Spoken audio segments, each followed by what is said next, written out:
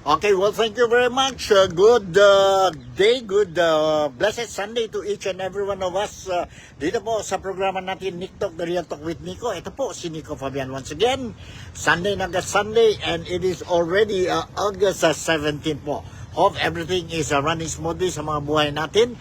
I hope all the overseas Filipino workers, be it in Malaysia, be it in Sabah is Malaysia, particularly in Kota Kinabalu, as well as other overseas Filipino workers sa iba-ibang parte ng mundo, be it in Saudi Arabia, Lebanon, America, Australia, saan pa po, Japan, Thailand, Cambodia, Indonesia, Brunei, no? Kumusta kayo po? Ito. And I'm going to give you some sabihin natin information regarding ano talaga ang Malaysia, particularly po when we talk about the seat of the federal government, and that is located dito po sa Kuala Lumpur, the capital city of Malaysia, and we call it Putrajaya. Very known talaga itong lugar po dahil this is the place, kung sa Pilipinas pa ito po, this is where our Malacanang Palace, wherein it is the official residence office of the President of the Philippines, which is currently being held by President Ferdinand Bongbong Marcos Jr. po. Kung sa Malaysia, we call it Putrajaya. So, ano ba itong Putrajaya? Everyday po, dito po sa Putrajaya po, you can see different kinds of tourists, left and right po, morning, noon, till night. Ang dami po mga turista here coming to take some selfie and visit the place because this is very known also po, not only in Southeast Asia, but also worldwide. Just like Malaysia is also known as, since 2098 hanggang 2003 or 2004 ba yan po, Malaysia is known as hosting the tallest twin tower in the world, and that is Petronas, which I already featured the other day po. So this time around, ito po ang Putrajaya. I'm going to show you ano talaga ang Putrajaya, and I'll give you some background about the Putrajaya. In the meantime, let me show you ang Putrajaya po. Nandito tayo sa Putrajaya, and of course this is it. And yes, what a beautiful complex, government complex po, no? Nandito na po lahat ang opisina, as well as ang opisina ng Prime Minister natin, si Prime Minister Dato Sri Anwar Ibrahim. He is the current Prime Minister of Malaysia po, no? And okay, yun na po, this is it. Yun po, what you can see now is the office, the building of the office of the Prime Minister Dato Sri Anwar Ibrahim. And just a few distance away from the office of the Prime Minister, you can see a beautiful mosque po, no? Beautiful mosque. Ito din po ang mosque dito sa, sabihin natin, sa Putrajaya. You see different flags you can see here. Mga flags, we have 14 flags, no? 14. Okay, 1, 2, 3, 4, 5, 6, 7, 8, 9, 10, 11, 12, 13, 14 flags representing ang 14, sabihin natin, states dito po sa Malaysia. Ito po, no, kung sa gabi maganda talaga dito dahil it will be well lighted po. Anyway, just for your information, I will give you po ang background po ng Putrajaya, for your information, especially ang mga kababayan ko po dyan po sa Sabah is Malaysia, particularly sa Kota Kinabalu. We have a lot of Filipinos legally working and residing dyan po sa Kota Kinabalu. And itong Nick Talk, The Real Talk with Nico, our primary objective po why we are doing this daily vlogging, dahil po we want to inform ang Filipino community natin po. Ano mga latest developments, stories regarding or related to the Filipino communities in Malaysia, as well as mga news, breaking news dyan po sa Pilipinas po. Dito lang po, through the TikTok, the Real Talk with Nico, you will be able to get ang mga updates, latest breaking news sa Pilipinas and dito po sa Malaysia, as well as although I cannot assure you that I will be the first one to give you the breaking news, but there is a 100% po I can assure you that you will get the vital, important, and fresh news po dito sa programa natin, Nick Talk, the Real Talk with Nico. Alright, let's talk about Putrajaya, ang background ng Putrajaya. Putrajaya, or Malay pronunciation po, Putrajaya, officially is the federal territory of Putrajaya, or in Malay we call it Wilayah Persekutuan Putrajaya. It is the administration center of Malaysia. The seat of the federal government of Malaysia was moved in 1999.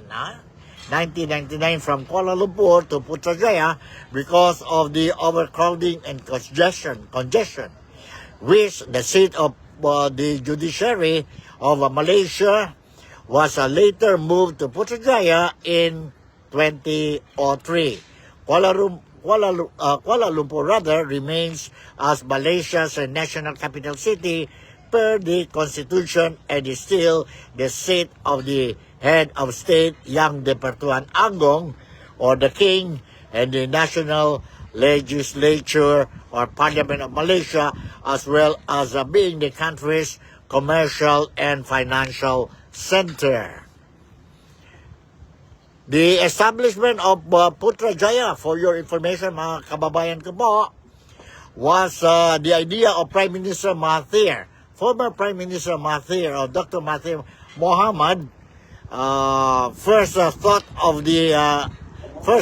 in the 90s or 1990s. Putrajaya was envisioned to be a laboratory for a new form of electronic government that would emphasize new adoption of investment in internet, media, and digital communication.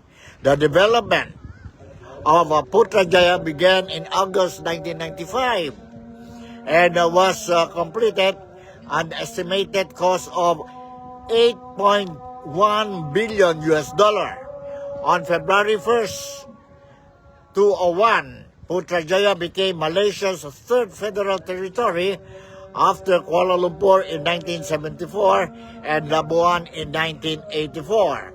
Putrajaya is also a part of MSC Malaysia, a special economic zone that covers Klang.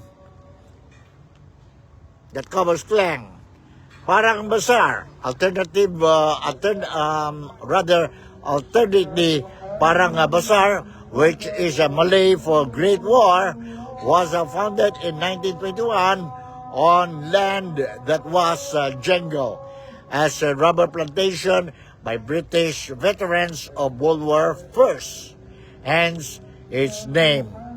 The land area of 800 acres or 3.2 km expanded to 8,000 acres or 32 km and was merged with surrounding estates including Estate Raja Alang, Estate Golaway, and Estate Bukit Prang.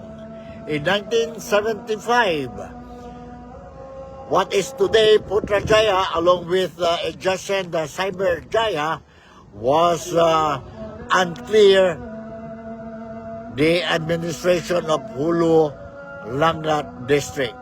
So ito po, this is the background of Putrajaya po, no? Of Putrajaya, and of course, as what I said, Ang dami po. Ang dami mga turista. Every day, morning, noon till night, you can see a lot of tourists coming in to take some pictures, selfies po. If you are in Kuala Lumpur or in Malaysia, for your information po, kung nandito kayo sa Malaysia, I think your holiday trip in this multiracial country will not be completed if you don't come to, sabihin natin, sa Putrajaya po. Kung sa Philippines yun, we call it Malacanang Palace. Malacanang Palace. So, alright, let me show you again the complex sa Putrajaya. Government offices po, ang complex nila dito po. Once again, tinan nyo po. And I'll try to move closer to the building of the Prime Minister, which is our current Prime Minister is no other than Dato Sri Anwar Ibrahim. This is the office. This is the building of the office of the Prime Minister po.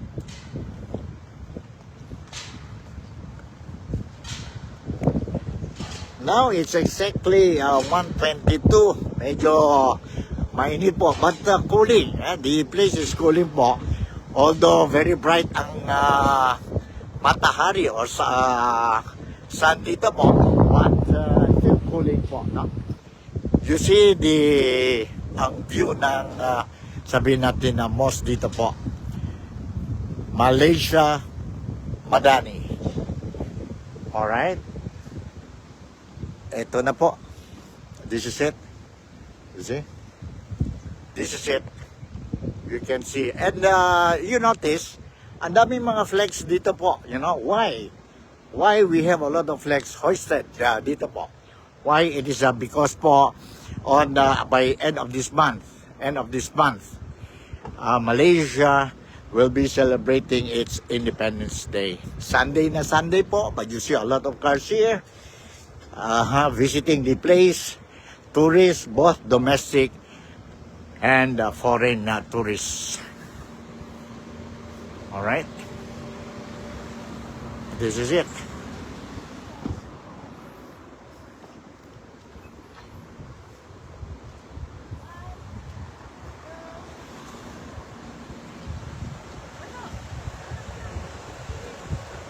All right. See, this is the building of the Prime Minister of Malaysia. This is the seat of the federal government of Malaysia. So, at least, maskin paano po, I hope I manage to, to give you ang view ng office of the Prime Minister of Malaysia. Ito na po. Alright.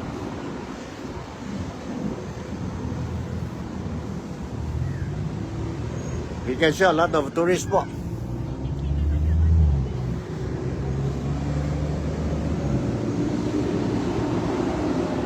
Ito ang view. This is what you call the view. Kung sa gabi, in the evening, this will be well lighted. This will be well lighted po, no?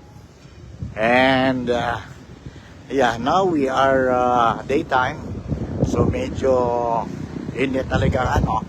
But anyway, good enough. At least nakatour tayo masking paano.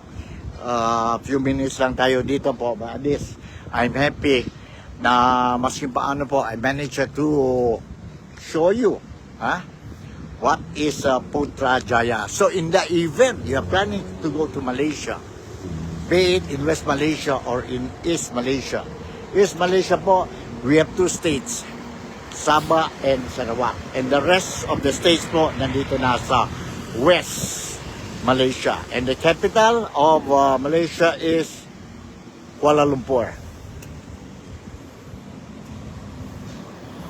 Maskin paano, I hope I managed on a Sunday, relaxing day, I managed to share with you this important brief tour dito po sa, sabihin natin, Putrajaya.